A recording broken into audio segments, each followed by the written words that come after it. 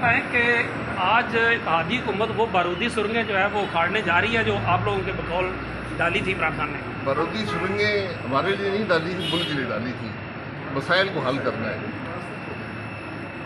आप समझते हैं कि जो रुकावटें डाली थी वो निकाल लेंगे इंशाल्लाह। सर पेट्रोल डीजल पे जो सब्सिडी डालने थी, वाले तो मुल्क नहीं दुरुस्त कर सकते ना। सर पेट्रोल डीजल पे जो सब्सिडी दे रहे थे, पेट्रोल पे कुछ रह गई है तो सब्सिडी नहीं होती यार, गवर्नमेंट ने ये जो कर्जा होता है। कर्जा लेकर आप पेट्रोल नहीं बांट सकते। अच्छा भाई तो साहब, आप बैलेंस हो गया या बढ़ेगा और? ये थोड़ा रहता है, थोड़ा जो बाकी है वो भी एडजस्ट करना पड़ेगा। भाई साहब जो एक साथी सर्वे आया है उसमें तो बहुत से फिगर्स ऐसे हैं जो पीटीआई के दावों की तस्दीक कर रहे हैं, जैसे जीडीपी है, जैसे और बहुत सी चीजें। जीडीपी देखें, दावों की तस्दीक जो होती है, नंबर जो होते हैं उनको ज़रा देखना पड़ता है।